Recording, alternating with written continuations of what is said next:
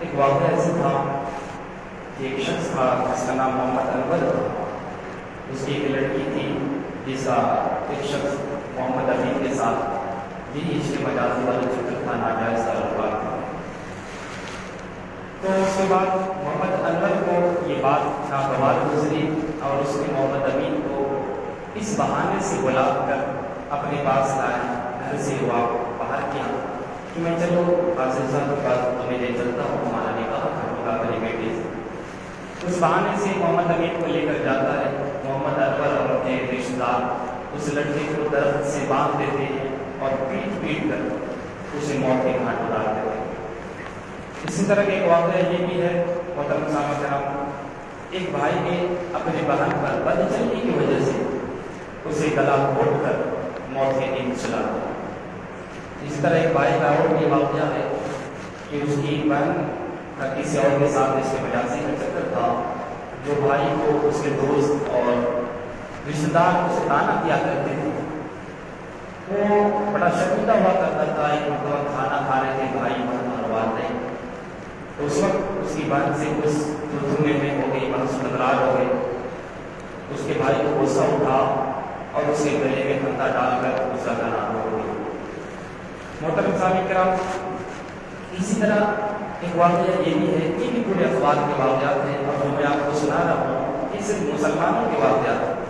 حالانکہ غیروں کے واقعات تو بہت سارے بھی ہیں، مگر میں جو آپ کو سنا رہا ہوں یہ سارے کے سارے واقعات مسلمانوں کے ساتھ ہونے والے لڑکی لڑکیاں کے واقعات ہیں، جو صرف اپنے عشق مجازی چکر میں اپنی دنیا بھی برباد کرتے ہوئے نظر آتے ہیں اور اپنی آخرت کے واقعات آخرت میں برباد کرتے ہوئے نظر آتے ہیں. محترم صاحب کرام، ایک واقعہ ایسا بھی تھا کہ ایک شخص کہ یعنی گھر سے فرار ہو گئی اپنے عاشق کے ساتھ اور گھر سے فرار ہو کر شادی کری، اور کچھ دنوں کے بعد کئی سالوں کے بعد جب واپس معاملہ یہ ہوا واپس کے گھر اپنے گاؤں میں پھر وہ یعنی عاشق اور اس کی وہ جس سے وہ شادی کیا تھا وہ آئی. تو جب وہ گھر سے فرار ہوئی تھی تو لڑکی کے والدین کو یہ اڑوس پڑوس والے تانا دیا کرتے تھے، جس سے اسے بڑا صدمہ پہنچا. جب وہ پھر واپس گاؤں میں آنے تو اس کا زخم پھر تازہ ہو گیا. تو اس کے گھر والے اور والدین گئے اور اس لڑکی اور اس کے شوہر کو دونوں کو موت کے گھاٹ اتار دیا. پھر آپ کے دماغ میں ایک اور واقعات کو سناتے ہوتے لوگ ایک اسی طرح کا واقعات کہ ایک لڑکی بھاگ گئی اپنے گھر سے اور اس کے بعد پھر پنچایت کو آپ جانتے ہیں گاؤں کے اندر پنچایت کے ذریعے لڑکی والے نے اپنی لڑکی کو واپس اپنے گھر پر بلا لی. مگر کچھ دنوں کے بعد پھر اس کے بھائی نے تیز خنجر سے اس کو وار کر اس کے موت کے گھاٹ اتار دیا. میرے پیارے کے چند واقعات تھے جو میں نے آپ کو اخبار کے حوالات سے بیان کیے، کیونکہ عشق مجازی میں پڑھنے کے بعد اس طرح کے واقعات ہونا کوئی بڑی بات نہیں. علامہ ابن جوزی رحمۃ اللہ علیہ ایک واقعہ نقل فرماتے ہیں، غالباً یہ عراق کا واقعہ ہے. آپ فرماتے ہیں کہ بغداد کے اندر ایک لڑکی تھی، بڑی خوبصورت تھی، اور اس کے چچا زاد جو بھائی تھے وہ اس سے محبت کرتے تھے. اس کی یہ خواہش تھی اس لڑکی کی شادی مجھ سے ہو جائے. مگر اس کے چچا کو یہ بات گوارا نہیں کہ اس نے ایک غریب لڑکے سے اپنی لڑکی کی شادی کر دی. واقعہ اس طرح پڑتا رہا مگر پھر بھی لڑکا اس کے گھر کا چکر لگاتا رہا، اسی طرح تاکہ وہ شوہر اس کا بدگمان ہو اور اس لڑکی کو طلاق دے دے پھر میں اسے شادی کروں.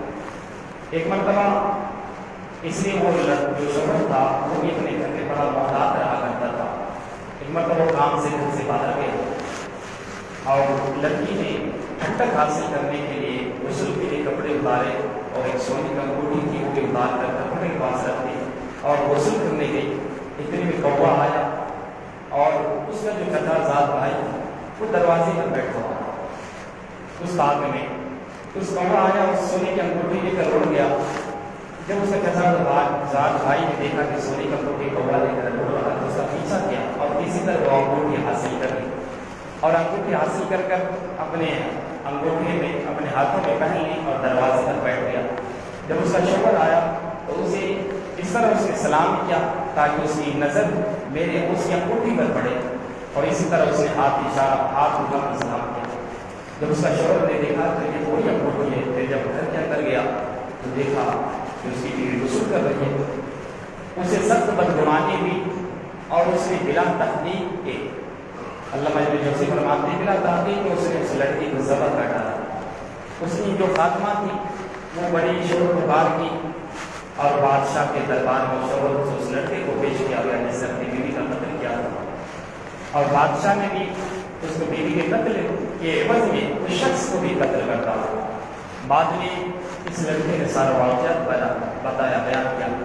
محترم سامعین کرام، کہنے کا مطلب یہ ہے کہ اس واقعات پڑھنے کے بعد انسان کو صرف یہی سستی ہے۔ آج ہمارے بہت سارے نوجوان ایسے ہیں جن کی زندگی کا مقصد یہی ہے، اس نے یہی سوچ رکھا کہ اللہ تعالیٰ نے ہمیں اسی لیے پیدا کیا کرتا ہے، ہم ایک لڑکی کے پیچھے بھاگے، اسی طرح اس کا دل اپنی ماں اپنی طرف مائیں۔ میرے پیارا مسئلہ کے اعتبار سے ایسے مسلمانوں کو، نوجوانوں کو سوچنا چاہیے کہ اللہ رب العزت نے آپ کو کس نے پیدا کیا؟ کیا زندگی کا یہی مقصد ہے ایک جن سے مخاطب کے پیچھے پڑنا؟ میرے پیارا مسئلہ کے اعتبار۔ اور تیسرا پانچواں جو گناہ ہے، ایک پانچویں نقصان خودکشی کا بھی آتا ہے، جسے سوسائڈ کرتے ہیں اور ہندی آتمہتیا بھی کرتے ہیں۔ آپ نے ایسے تو خودکشی کے بہت سارے اسباب ہوتے ہیں، آپ اکثر پڑھتے ہوں گے، بہت سارے خودکشی کے اسباب ہوتے ہیں، مگر اس میں سب سے زیادہ تو خودکشی ہوتی ہے اخباروں کے مطابق، نیوزوں کے مطابق سب سے زیادہ خودکشی اگر کسی میں ہوتی ہے تو یہ عشق مجازی والے چکر، کبھی محبوبہ بے وفائی کر جاتی، اس کی وجہ سے نوجوان برداشتہ ہو کر خودکشی کر لیتا ہے۔ کبھی ایسا ہوتا ہے کہ اس کی شادی ہونے کے قریب ہوتی ہے، نوجوان سوچتا ہے کہ اب میں اسے حاصل نہیں کر سکتا، اب اسی وجہ سے کمزور حوصلہ والے اسے برداشت نہیں کرتے ہیں اور اس کی سے ہمت لڑنے کی ہمت ختم ہو جاتی ہے، اور وہ پھر قرار اور سکون کو اختیار کرنے کے لیے حرام موت کی تلاش میں حرام موت کو اپنے گلے لگانا پسند کر لیتے، خودکشی کر لیتے۔ میرے پیارا مسئلہ کے پیار دیوانوں، خودکشی کے بھیانک عذاب ہے خودکشی کا۔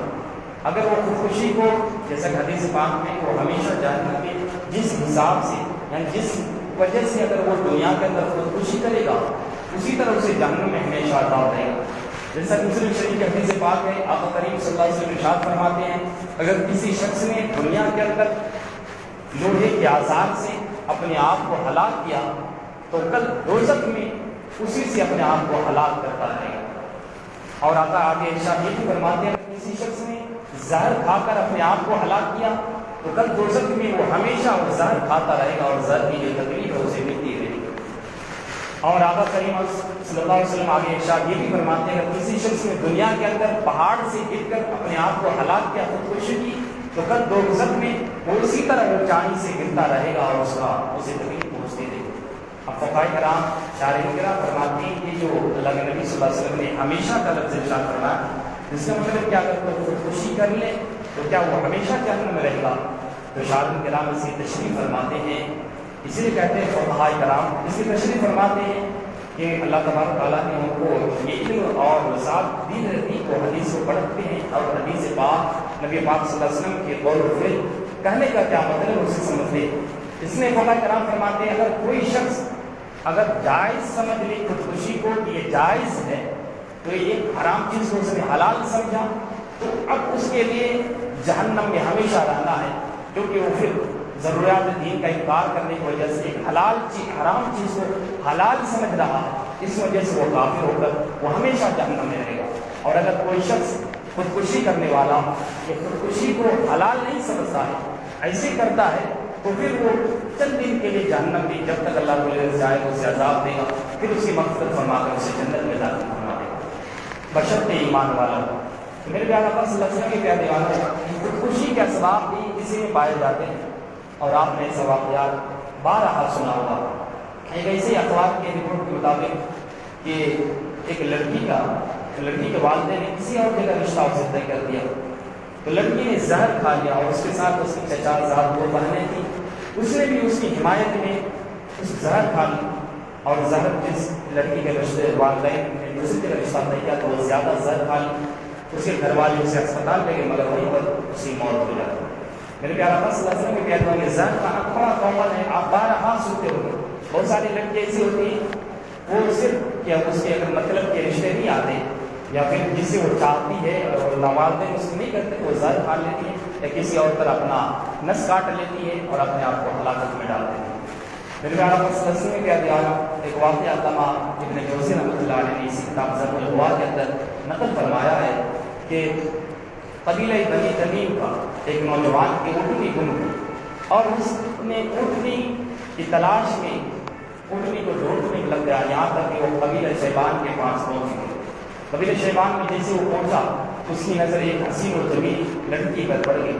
جیسے پڑی اسے یہ دل بیٹھا اس کا عاشق ہو گیا، اس کو دل دے بیٹھا. اب اسے رات بھر نیند نہیں آئی اور یہاں تک کہ اپنی عقل کا آدھا حصہ بھی کھو چکا. پاگل کی طرف بتلانے لگا. پھر جب دوسری رات کسی طرح اس لڑکی کے قریب آیا تو دیکھا اس لڑکی کے قریب اس کے بھائی سو رہے. اس لڑکی جاگی اور اسے یہ کہا کہ میں تمہاری وجہ سے یعنی میں اپنی عقل کھو چکا ہوں، تیری محبت میں گرفتار ہو کر.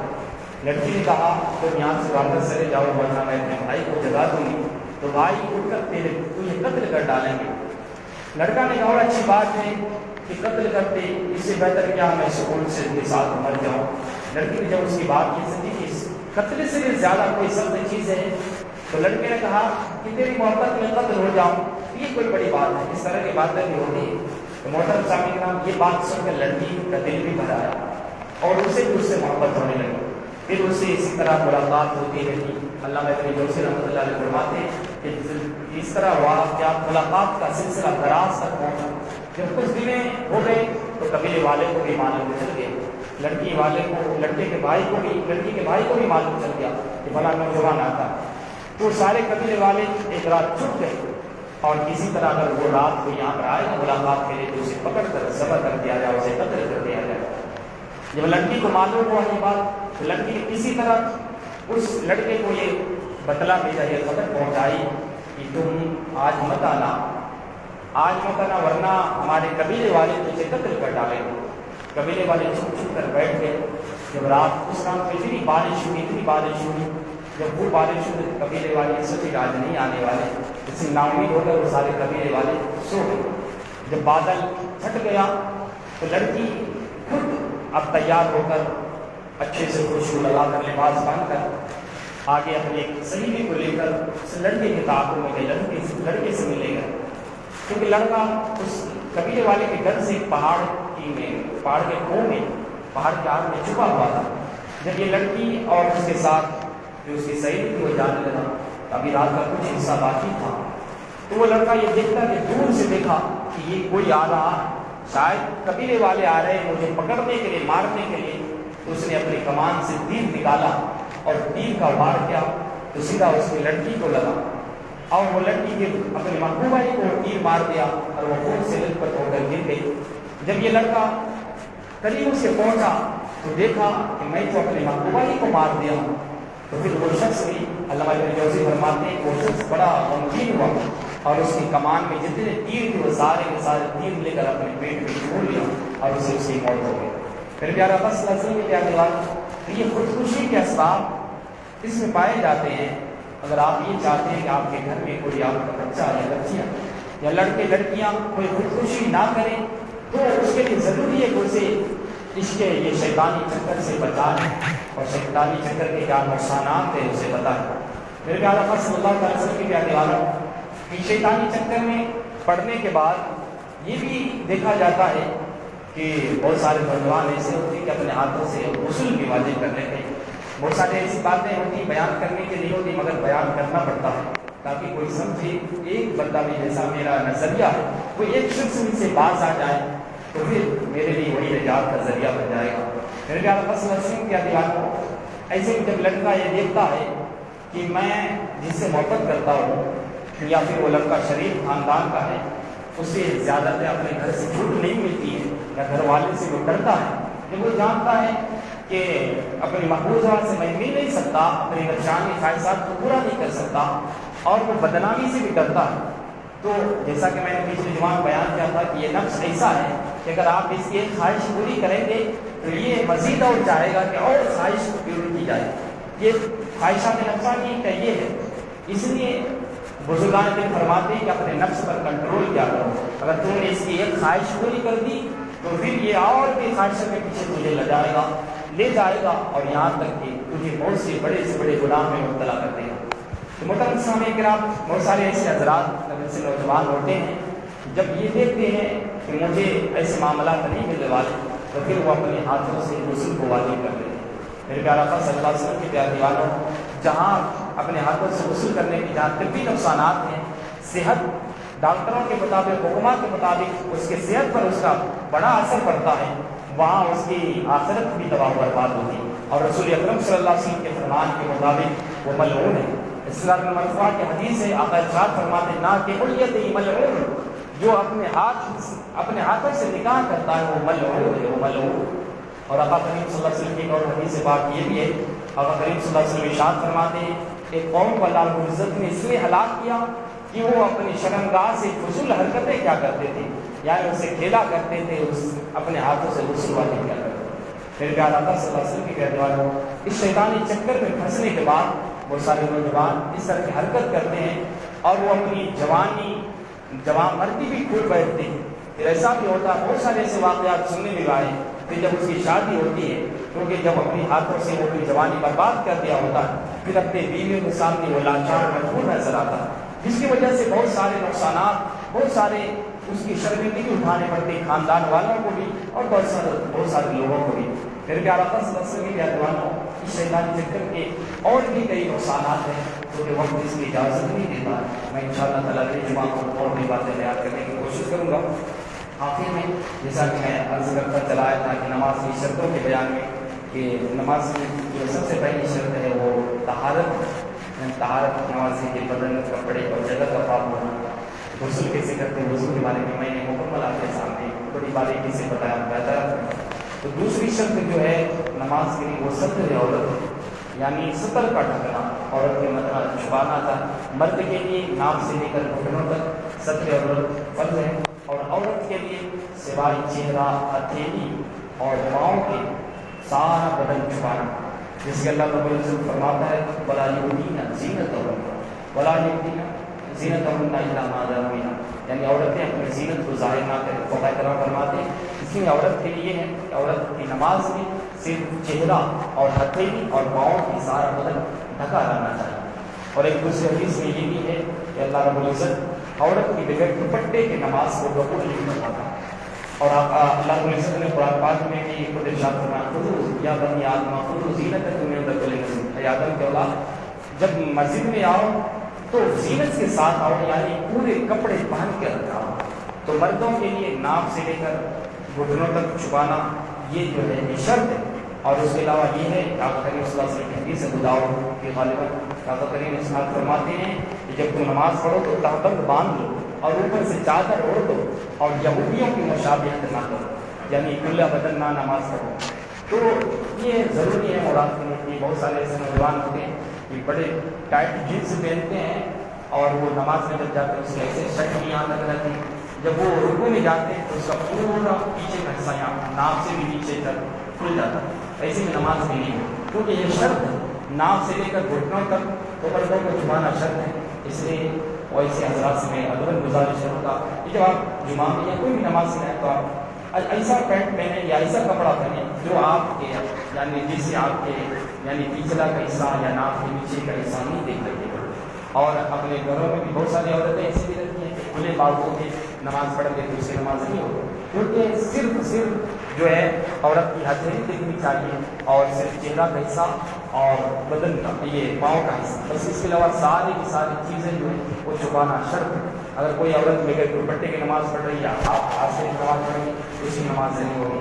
اس لیے نماز میں یہ شرط جو دوسری صدر عورت کا خاص طور پر خیال رکھنا ہے. ان شاء اللہ اور بھی شرط میں اگلے جماعت میں بیان کرنے کی کوشش کروں گا. اس تھوڑی دیر کی گفتگو میں کسی چیز کی طرف سے بولنے میں لفظ چیز سے توبہ کرنا لازم آتا ہے. اور ہمیں ضرورت اللہ علیہ وسلم کی ماننا توبہ کرتے ہیں سب اللہ علیہ میں کلی توبہ اور توبہ لا الہ الا اللہ محمد رسول اللہ صلی اللہ علیہ وسلم وما علینا الا البلاغ.